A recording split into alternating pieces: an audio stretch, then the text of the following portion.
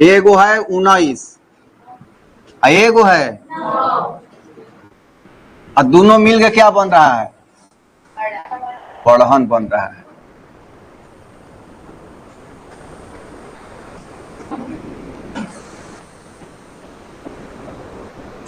मतलब ये दोनों जोड़ा जा रहा है तो ये निकल के सामने आ रहा है। और इस वृत्त की त्रिज्या कितनी दी गई है? 19 सेंटीमीटर। और इस वृत्त की त्रिज्या कितनी दी गई है? 9 सेंटीमीटर। और इस वृत्त की त्रिज्या कितनी दी गई है? ज्ञात करना है तो कुछ होगा ना, मान लेते हैं कुछ तो होगा, आर का मान निकाल लेंगे। अब कह रहा है कि लेकिन कंडीशन डाला है कि ये वृत्त कौन बन रहा है? इसकी परिधि और इसकी परिधि के योग का बराबर है, न कि क्षेत्रफल का। योग मतलब इसको सीधा कर दो तार जैसा, इसको काट के तार जैसा, दोनों तारवा को जोड़ दो, एगो वृत्त बनाओ, वही ये परिधि होगा, ये कह रहा है। परिधि का मतलब बाहरी घेरा, तो ये एक तार जैसा होगा सीधा करेंगे तो वृत्त की परिधि क्या होती है? बोलो।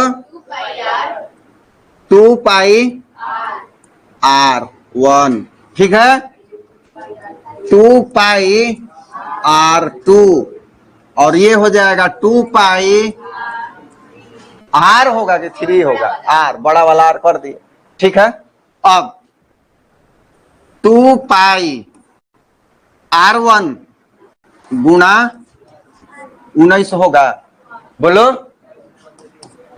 2 पाई R2 9 होगा, 2 पाई R होगा, एक जैसा सबको लिख दे। पाई का क्यों और 2 का क्यों नहीं बेटा? दोनों साइड है, जब इक्वेशन रहे पाई का मान मत रखो, ठीक है, नहीं तो कॉम्प्लिकेटेड होगा, ज्यादा मेहनत पड़ेगा, वही हो जाएगा लास्ट में।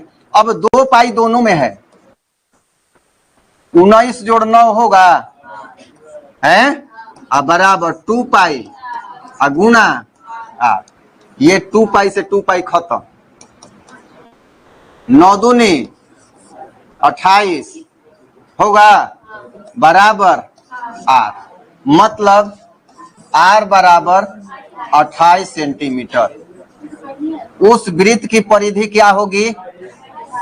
उस वृत्त की त्रिज्या क्या होगी? 28 सेंटीमीटर। आंसर देख लेना रहा है, हैं?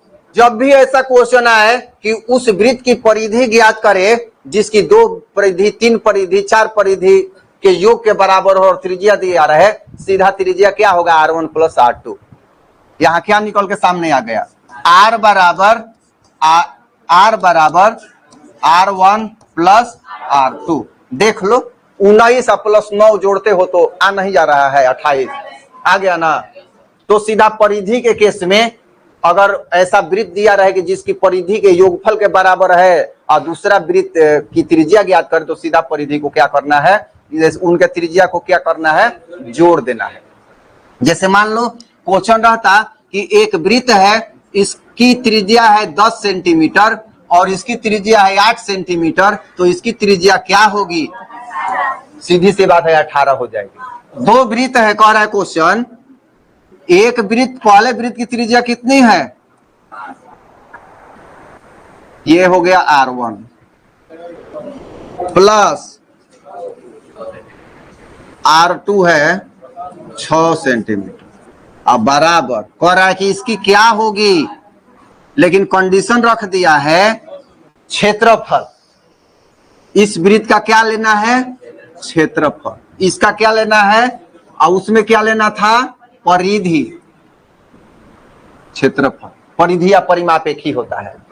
तो क्या होगा? वृत्त का क्षेत्रफल क्या होता है? हैं? मुंह में नहीं बोलना है, आराम से बोलो। पाई R1 square plus pi R2 square बराबर पाई कैपिटल R स्क्वायर।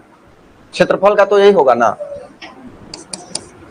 पाई R1 square plus R2 square बराबर पाई R स्क्वायर। अच्छा चलो ठीक है। R1 स्क्वायर क्या हो जाएगा, यहां पहले सूत्र लिख लो, R1 square plus R2 square बराबर R स्क्वायर। एक तरह से ये सूत्र निकल के सामने आ गया, ठीक है।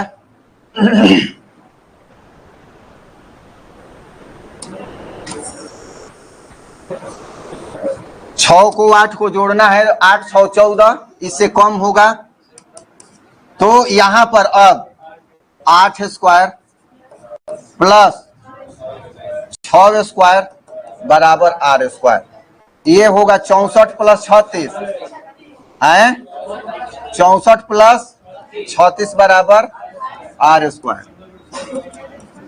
R स्क्वायर बराबर कितना हो जाएगा, 100 हो जाएगा। तो R बराबर होता है प्लस माइनस, लेकिन हम लोग जानते हैं त्रिज्या कभी माइनस होगा नहीं, तो R बराबर 10 सेंटीमीटर। तो ये सूत्र अप्लाई कर देना है कि दोनों के त्रिज्याओं के वर्गों का वर्गमूल, वर्गों के योग का वर्गमूल होगा, दोनों के त्रिज्याओं के वर्गों का योग का वर्गमूल, इसको हटाएंगे तो R हटेगा स्क्वायर, अंडर रूट हो जाएगा।